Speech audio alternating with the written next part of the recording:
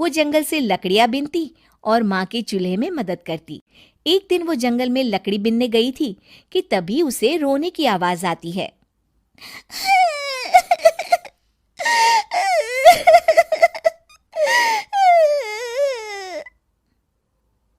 अरे, यहाँ कौन रो रहा है?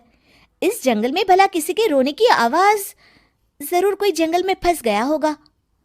वो देखती है तो उसे एक परी दिखाई देती है जिसका एक पंख टूटा होता है। अरे, तुम कौन हो और क्यों रो रही हो?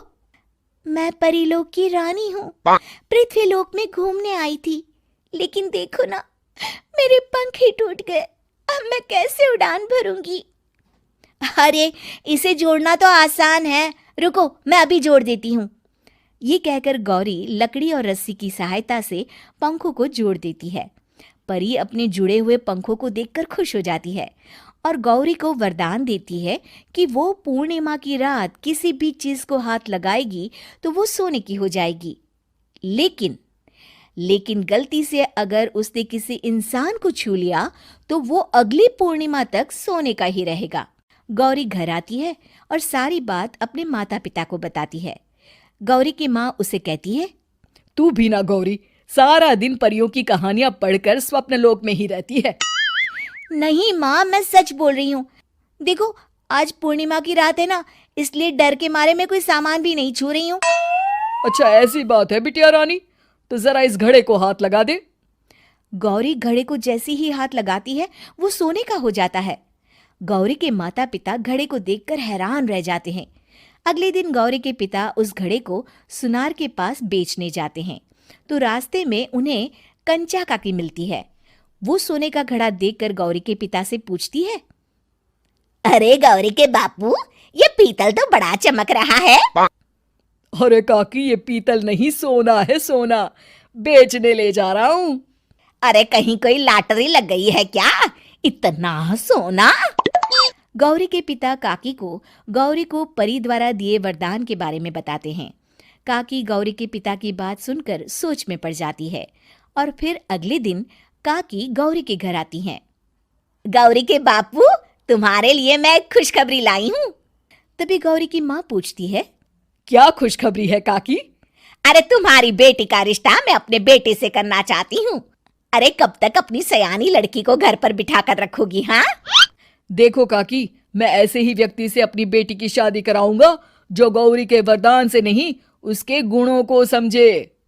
अरे, हमें तो गौरी के गुण अच्छे लगे, इसीलिए तो आ गई हूँ मैं। फिर गौरी के माँ बाप मान जाते हैं और उसकी शादी काकी के बेटे से हो जाती है। अगले दिन, अरे गौरी, कल पूर्णिमा की रात है।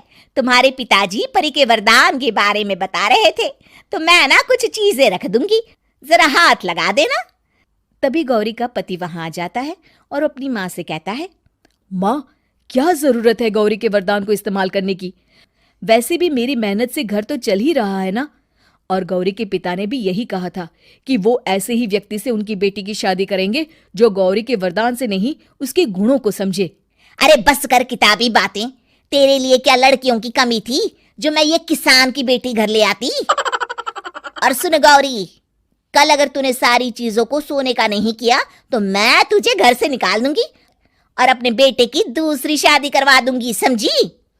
इतना कहकर गौरी की सास वहां से चली जाती है। अगली पूर्णिमा की रात गौरी की सास गौरी के सामने ढेर सारे बर्तन रख देती है और कहती है, जल्दी कर गौरी, रात खत्म हो जाएगी। जल्दी जल्दी इन सारे बर्तनों को हाथ लगाकर सोने का कर दे। गौरी करती भी तो क्या, वो जैसे ही एक छोटे से बर्तन को छूने वाली होती है कि उसकी सास भड़क जाती है। क्या मजाक बना रखा है? इतने छोटे से बर्तन में क्या होगा? ये ले, ये बड़ा वाला बर्तन। जैसे ही बड़ा सा बर्तन लेकर गौरी की सास उसकी तरफ बढ़ती है, वैसे ही बर्तन के बाहर से वो धड़ाम से गिर जाती है।